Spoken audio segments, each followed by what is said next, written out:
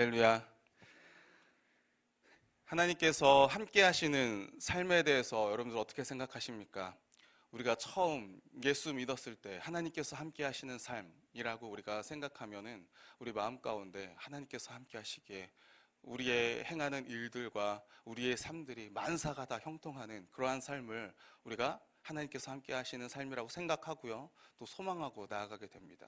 그런데 우리가 믿음이 성장함에 따라 또 우리가 말씀을 듣고 배우고 알아감에 따라서 그것이 전부가 아님을 우리가 알게 됩니다. 그리고 실제로 우리의 삶 가운데서 만사 형통할 때보다는 만사가 막혀버리는 듯한 그러한 경험도 할 때가 사실은 적지는 않죠. 그리고 반대로 도리어 우리가 하나님 믿으면서 하나님과 함께하는 삶을 산다고 하는데 믿지 않는 자들이 도리어 더 만사형통한 것처럼 보이고 더 잘 되는 것처럼 보이고 아무 걱정 없이 살아가는 것처럼 그렇게 보여질 때가 많다라는 것입니다. 오늘 본문의 내용도 어떠한 모습에서는 그런 모습을 보여주는 것 같아요. 사울에게 쫓겨서 도망자의 삶을 살아가는 이 다윗의 삶, 잘못한 것도 없는데 심지어 도리어 충성을 다하며 그를 위해서 살아갔었는데도 불구하고 그에게 돌아온 것은 사울의 단창이었습니다. 사울의 자신을 죽이려고 하는 악의였어요. 그러면서도 성경 본문은 우리 가운데 이 다윗의 삶이 바로 하나님께서 함께 하시는 삶이다라고 그렇게 이야기하고 있다라는 것입니다. 만약 저와 여러분이 이 다윗의 삶을 산다라고 하면 과연 우리가 감당할 수 있었을까요? 기뻐하면서 기대하면서 하나님 저와 함께하여 주시옵소서, 이것이 바로 다윗의 삶이 이 고난과 또 잘못을 하지 않았음에도 불구하고 창이 날라오고 악의가 날라오는 이러한 삶을 우리가 살아가고 싶을까요? 오늘 이 하나님과 함께한다라고 말하는 이 다윗의 삶, 또 하나님께서 떠나셨다라고 하는 이 사울의 삶의 모습을 보면서 우리의 삶은 과연 어떠한 위치에 있는지 함께 좀 나눠보려고 합니다. 먼저 이 사울 왕의 삶, 하나님께서 버리셨다라고 하는 이 사울 왕의 삶의 모습입니다. 사무엘상 18장 7절에 보시면 이렇게 나와 있어요. 여인들이 뛰놀며 노래하여 이르되 사울이 죽인 자는 천천히요 다윗은 만만히로다 한지라. 사울이 죽인 자는 천천히고 다윗이 죽인 자는 만만이다라고 그렇게 이야기합니다. 블레셋과의 전투에서 승리하고 돌아왔을 때 여인들이 또 아이들이 승전가를 부르면서 부른 그러한 모습이었죠. 이걸 들은 사울 왕이 심히 노하고 불쾌했다라고 이야기합니다. 그리고 이렇게 이야기합니다. 그가 더 얻을 것이 나라 말고 무엇이냐라고 이렇게 이야기를 해요. 다윗이 이제 자기보다 높은데 자기가 이제 얻을 것이 이 나라 말고 또 뭐가 있겠냐라고 그렇게 이야기를 합니다. 사울이 이렇게 말하는 것, 여인들이 그 승전가 그 이스라엘 성읍으로 돌아왔을 때 사람들이 좋아가지고 기뻐 춤추면서 여인들이 이야기하면서 기뻤게 외쳤던 그 모습에 이렇게 불쾌하면서 화내면서 하는 그러한 사울 왕의 모습, 어떻게 보면 좀 쪼잔해 보이는 것처럼 그렇게 보일 수도 있습니다. 그런데 사울에게 있어서 이러한 이러한 말들은 그냥 단순한 쪼잔함 가운데 나오는 것은 아니다라는 거예요. 사무엘상 8장 20절에 보시면 이렇게 나와 있습니다. 우리도 다른 나라들 같이 되어 우리의 왕이 우리를 다스리며 우리 앞에 나가서 우리의 싸움을 싸워야 할 것이니라 하는지라. 이스라엘 백성이 하나님께 왕을 구할 때 이들이 구했던 왕이 바로 우리의 왕이 우리를 다스리며 우리 앞에 나가서 우리의 싸움을 대신할 자가 바로 우리의 왕이다라는 거예요. 그러한 왕을 구했습니다. 그리고 그렇게 따라 세워진 자가 바로 사울이었다라는 거예요. 사무엘을 통해 하나님께 기름 부음을 받았습니다. 모든 백성이 만세를 외쳤어요. 그런데 그 가운데서도 어떤 불량배라고 나오지만 어떤 이들은 사울을 인정하지 않았습니다. 우리를 구원하지 않았다. 아직 어찌 그 사람이 우리를 어떻게 구원할 줄 우리가 알겠냐라는 거예요. 그런데 이 사울이 암몬 사람들과의 전투에서 그렇게 승리하자 그제서야 이 사울의 왕위를 의심하는 그러한 목소리가 다 사그라들었습니다. 사울을 진짜 왕으로 인정하는 것이죠. 그러기에 이 사울에게 있어서 무력은요, 단순한 표현이 아니었습니다. 쪼잔해서가 아니에요. 왕권과 왕위와도 직결되는 표현이었습니다. 그리고 이후에 이 아말렉을 진멸하라고 하는 하나님의 말씀을 이 사울왕이 듣지 않게 되죠. 그러면서 사무엘을 통해서 왕이 버림받았다라고 그렇게 이야기했을 때, 그리고 이 사무엘이 자신의 곳으로 다시 돌아가려고 했을 때, 이 사울이 사무엘을 붙잡으면서 이렇게 이야기하는 겁니다. 나를, 이 장로들과 이 백성들 앞에서 나를 높여달라고 그렇게 이야기를 하는 거예요. 하나님께 버림받았다고 하는 그 선포 속에서도 자신을 높여달라고 하는 이러한 간청을 했던 자가 바로 사울이었습니다. 그러니까 사울에게 있어서 이 왕권은요, 왕위는요, 하나님께 버림을 받았어도 자기가 지켜야만 하는 자리였던 것입니다. 다시 이야기하면 자신에게 남은 것은, 이제 하나님도 나를 버렸는데 이제 나에게 남은 것은 오직 이 왕권밖에 없다라는 거죠. 그러니까 민감한 겁니다. 예민한 거예요. 자기가 의지할 건 이제 이거밖에 없는 것입니다. 그러기에 심히 노하고 불쾌해하는 거예요. 경계심을 가지고 이제 다윗을 주목하기 시작을 하는 것입니다. 그리고 성경 본문은요, 이 사울 왕이 경계심을 넘어서 그를 두려워했다라고 그렇게 이야기를 합니다. 사무엘상 8장 12절에 여호와께서 사울을 떠나 다윗과 함께 계심으로 사울이 그를 두려워한지라 라고 이야기합니다. 사울이 그를 두려워했대요. 사무엘을 통해 자신이 하나님께 버림받았음을 알았던 그런 자신과는 다르게 다윗이 하는 일마다, 다윗이 가는 곳마다 승리하는 모습을 보면서 자신도 눈에 보이는 거예요. 그가 하나님과 함께하고 있음을. 그리고 사울은 확신하는 것입니다. 다윗이 왕이 될 것임을. 그래서 죽이려고 하는 거죠. 그래서 세상의 가치관대로 이 수단과 방법을 가리지 않는 것입니다. 자신의 딸을 내어줘요. 블레셋에게 죽게끔 만들면서 차도살인지계를 계획합니다. 그리고 그것을, 이 다윗을 죽이는 것을 방해하는 것마다 불같이 화를 내요. 용서하지 않습니다. 요나단이 그 앞에서, 자신의 아들 요나단이 이 다윗을 변호할 때 엄청 화를 내는 거죠. 이렇게 화를 냅니다. 사무엘상 20장 30절에 사울이 요나단에게 화를 내매 그에게 이르되 폐역무도한 계집의 소생아, 네가 이새의 아들을 택한 것이 네 수치와 네 어미의 벌거벗은 수치됨을 내가 어찌 알지 못하랴. 그냥 아들 요나단만 욕하는 게 아니라 어미를 욕하는 거예요. 이게 무슨 말이냐면요, 아내를 그냥 욕하는 게 아니라 너가 그 뿌리까지도 반역의 그 씨앗이 있다라는 거예요. 뿌리까지도 넌 반역이다, 어리석다라는 것입니다.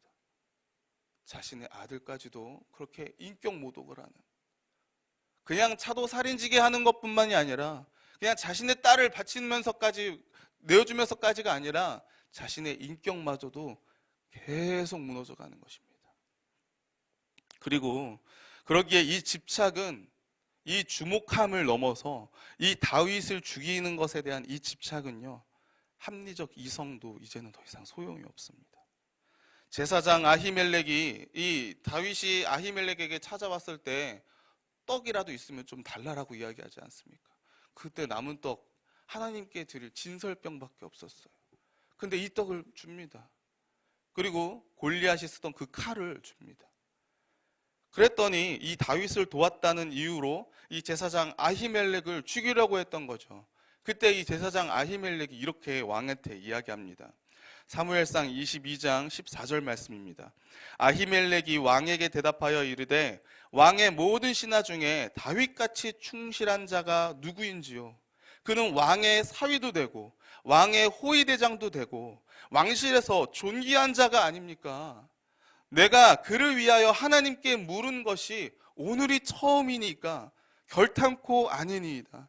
원하건대 왕은 종과 종의 아비의 온 집에 아무것도 돌리지 마옵소서. 왕의 종은 이 모든 크고 작은 일에 관하여 아는 것이 없나이다 한지라. 다윗이 도대체 무슨 잘못을 했냐라는 거예요. 충실한 종이었고요.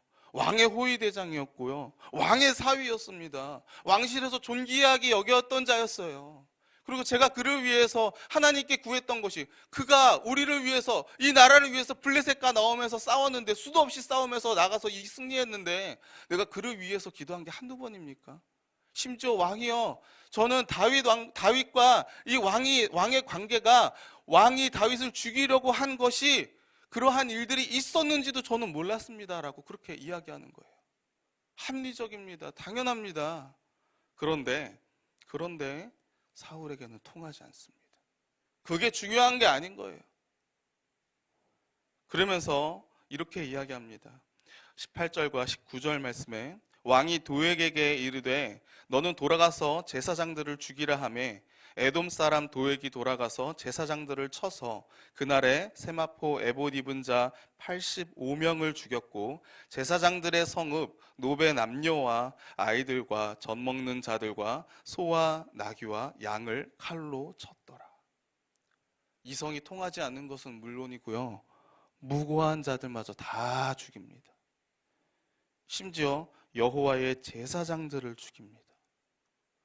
노베 남녀와 아이들과 소와 나귀와 양까지 다 죽이는 것. 여러분들, 우리가 이것을 뭐라고 이야기했습니까? 진멸이라고 우리는 표현하잖아요. 헤렘입니다. 헤렘.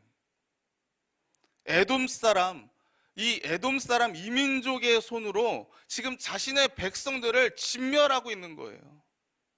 아말렉을 진멸하는 하나님의 명령에는 순종하지 않았던 자가 도리어 자신의 백성을, 아니 하나님의 것이라고 구별된 이 레위 지파의 제사장들과 사람들을 다 진멸하고 있는 것입니다. 이것이 무엇을 의미하겠습니까? 하나님께 버림받은 자는 하나님을 대적하는 자로, 자신이 진멸시키는 자리로 가는 하나님의 자리로 올라가 버린 겁니다. 그래서 이 사울 왕을 호위하는 자들도 그 모습에는 따르지 않는 거예요. 오늘 17절 말씀, 우리 사무엘상 22장 17절 말씀 우리 함께 한번 읽어보도록 하겠습니다. 사무엘상 22장 17절 말씀입니다.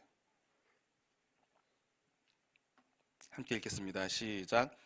왕이 좌우의 호위병에게 이르되 여호와의 제사장들을 죽이라. 그들도 다윗과 합력하였고 또 그들이 다윗이 도망한 것을 알고도 내게 알리지 아니하였음이니이다 하나 왕의 신하들이 손을 들어 여호와의 제사장들 죽이기를 싫어한지라. 아멘. 왕의 신하들도 이 여호와의 제사장을 죽이는 것을 싫어하고 있는 거예요. 왕의 명령을 거부하고 있는 것입니다. 이러한 이 사울의 악한 모습, 하나님을 대적하는 모습, 자기 마음대로 사는 것처럼 보이지만, 권력을 쥐고 흔들며 성공적으로 나아가는 것처럼 그렇게 살고 있지만, 실상은 그것 때문에, 실상은 그 성공 때문에, 실상은 그 세상 때문에, 왕권 때문에 하나님께 버림받았고 또 그것으로 인해서 하나님을 대적하는 모습으로 나아가는 것, 이게 바로 사울의 삶이었어요. 이것이 바로 하나님께 버림받은 자의 그러한 모습이었습니다. 반면에 하나님과 함께하는 이 다윗의 모습은 어떻습니까? 하나님께서 함께하는 삶으로 이 블레셋과의 전투 가운데서 매번 승리했습니다. 백성들한테 환호를 받으면서 살았어요. 그런데 하나님께서 함께함을 이 사울이 보고 사울이 이 다윗을 두려워한 후부터 다윗은요 광야로 내몰리게 됩니다. 수년 동안 이 사울에게 쫓고 쫓기는 이 도망자의 삶을 살아갑니다. 기브아에서 라마로 이 사무엘에게로 내려가죠. 다시 기브아로 요나단에게로 갑니다. 또 높당에 있는 제사장 아히멜렉에게도 가게 됩니다. 심지어 블레셋의 이 가드로, 이 원수와 대적의 나라로 가기도 해요. 그리고 오늘 우리가 읽었던 본문처럼 이 아둘람 동굴로 가게 됩니다. 이후 모압에도 가고요. 거기서 그알라로 가고요. 나중에는 이 10황무지로 가고요. 마침내는 24장에는 엔게디 동굴까지도 가게 됩니다. 철저히 도망자의 삶을 사는 거예요. 얼마나 고난이었고 얼마나 배고픈 삶이었을까요? 오늘 본문 22장 1절 말씀에 이렇게 나와 있습니다. 그러므로 다윗이 그곳을 떠나 아둘람 굴로 도망하매 그의 형제와 아버지의 온 집이 듣고 그리로 내려가서 그에게 이르렀고 환난당한 모든 자와 빚진 모든 자와 마음이 원통한 자가 다 그에게로 모였고 그는 그들의 우두머리가 되었는데 그와 함께한 자가 400명 가량이었더라. 학자들은요, 이 환난당한 모든 자, 빚진 모든 자, 마음이 원통한 자, 이 사람들에 대해서 이렇게 이야기합니다. 정치적 가운데 밀려난 자들, 경제적으로 가난한 자들, 또 죄인이라고 낙인 찍힌 자들이라고 이야기를 합니다. 먹을 것도 없는데 먹여야 살려야만 하는 이러한 이들이 많이 늘었어요. 그냥 배만 고팠을까요? 그리고 이런 마음이 상한 자들, 환난 가운데 있는 자들, 죄인이라도 낙인 찍힌 자들, 이러한 사람들이 지금 400명이나 모여서 그 아둘람 동굴에서 모여 있는 거예요. 다윗은 사울을 피해서 도망가고 있는 상태고요. 얼마나 우울했을까요? 얼마나 절망스러웠을까요? 희망이 보였겠습니까? 소망은 있었을까요? 그래도 이 자들, 이 어려운 자들은요, 자발적으로 지금 모였어요. 다윗에게. 그런데 다윗의 가족들은요, 가족들과 그 형들은요, 보아스의 자손이었던 이세, 앞에서 읽어봤지만 돈이 많아요. 재산이 많습니다. 근데 그 많은 재산들, 그 땅들, 그 다 가지고 왔을까요? 사울왕이 지금 다윗을 죽이려고 불을 켜고 찾아보고 있는데 다 내려놓고 왔을 거예요. 아둘람 동굴로 무슨 양을 데려오고 소를 데려왔겠습니까? 없는 거예요. 다윗에게 엄청난 원망을 하지 않았겠습니까? 우리가 너 때문에, 너 원래 우리를 위해서 양치던 막내였는데 너 때문에 지금 집안이 풍지박살이 났어. 아버지 봐, 나이 드셔서 이제 거동도 힘드신데 지금 이게 무슨 꼴이냐고 엄청난 원망을 들었을 것입니다. 후에 이 10황무지, 10광야라고 하는 곳에서는 이 10사람들이 다윗 있는 곳을 밀고 하지 않습니까? 밀고 해요. 그래서 사울에게 죽을 뻔합니다. 같은 유다지파 사람들이었어요. 같은 유다지파 사람들. 그런데 배신을 당하게 되는 거죠. 이 다윗의 이 도망자의 삶, 얼마나 고통 가운데, 고난 가운데, 그 마음 가운데 너무나도 힘들었을까요? 그런데 이 삶을 우리는 지금 복된 삶이라고 이야기하는 겁니다. 이 다윗의 삶이 정말로 복된 삶이다, 축복받은 삶이야 라고 이야기합니다. 왜요? 누가 함께하고 있기 때문입니까? 하나님께서 함께하고 있기 때문이에요. 사무엘상 23장 14절 말씀 우리 함께 한번 읽어보겠습니다. 사무엘상 23장 14절 말씀이에요. 함께 읽겠습니다. 시작. 다윗이 광야의 요새에도 있었고 또 10광야 산골에도 머물렀으므로 사울이 매일 찾되 하나님이 그를 그의 손에 넘기지 아니하시니라. 하나님이 그를요, 이 다윗을 사울의 손에 넘기지 않습니다. 사울 왕이 매일 찾고 있어요. 매일 정예 3,000명을 데리고 수많은 곳을 뒤집어 가면서 다윗을 찾고 있습니다. 발견이 안 될까요? 그런데 하나님께서 막고 계시는 겁니다. 하나님께서 보호하고 있는 겁니다. 하나님이 함께 하시기에 아무리 사울이 군대를 풀고 잡아도 발견하지 못하게 하는 거예요. 이후에 요나단은요, 가자마자 발견을 하게 됩니다. 그냥 다윗을 찾아왔다라고 이야기를 해요. 그런데 사울 왕은 발견하지 못합니다. 누가 맡고 있기에? 하나님이 맡고 있기에. 하나님이 보호해 주시는 삶. 다윗 역시도 고난 가운데 절망스럽고 분위기도 안 좋고 원망도 듣고 있지만, 하나님, 이제 제가 어찌해야 됩니까? 하나님께서 나에게 원하시는 바가 무엇입니까? 하나님께서 원하시는 것을 내가 알기까지 내가 주님 앞에 기도하는 거예요. 주님 앞에 구하는 것입니다. 그러면서 자신을 이동시켜 주시면서 자신을 보호해 주시는 이 하나님을 경험하는 거죠. 이게 바로 복된 삶이고 하나님과 함께 하시는 삶의 모습이었다라는 것입니다. 그리고 하나님은 이런 다윗을 고난 중에서도 하나님께서 계획하신 대로 그를 왕으로 준비시키시는 그 삶을 살게 만드십니다. 6절 말씀에 이렇게 나와 있습니다. 아히멜렉의 아들 아비아달이 그일라 다윗에게로 도망할 때에 손에 에봇을 가지고 내려왔더라. 사울의 이 진멸에 유일하게 살아남았던 이 아비아달이 이제 제사장으로서 당시에 하나님의 뜻을 가릴 수 있었던 이 우림과 둠림, 이게 에봇에 붙어져 있었어요. 이 에봇을 지금 다윗에게 가지고 오는 것입니다. 그리고 이 다윗에게는 선지자 갓이 있었어요.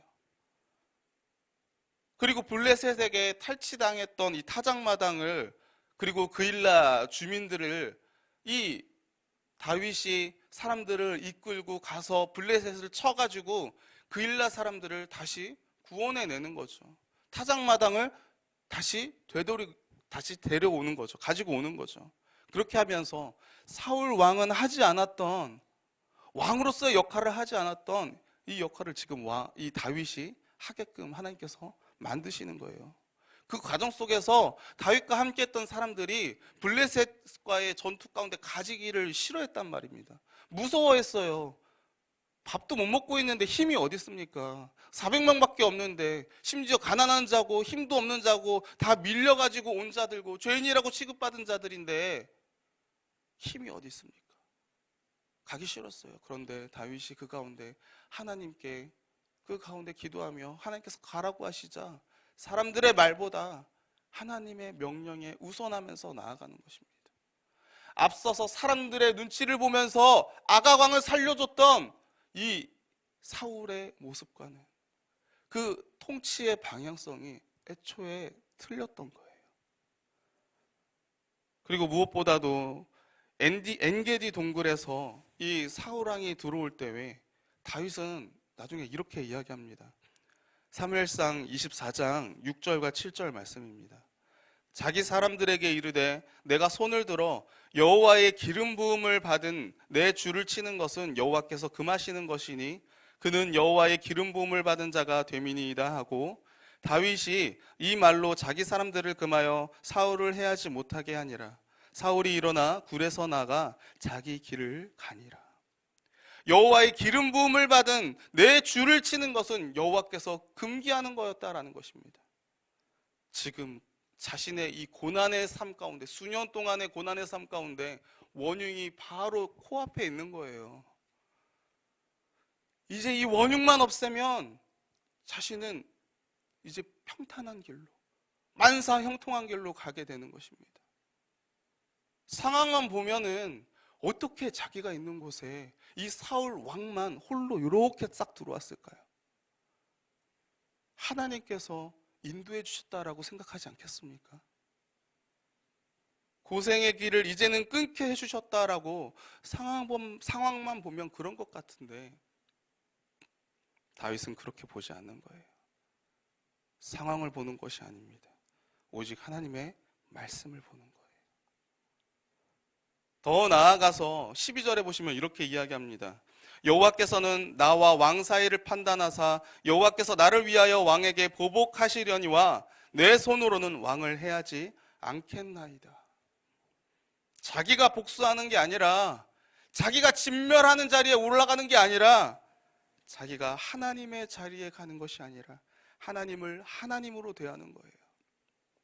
하나님을 주권자고 심판자고 자기의 하나님, 자기의 왕으로 섬기면서 나아가는 모습인 것입니다. 그러기에 하나님께서 다윗을 하나님의 마음에 합한 자라고 이야기하는 거예요. 이것이 하나님께서 함께하는 그러한 자의 삶의 모습이다라는 것입니다. 할렐루야.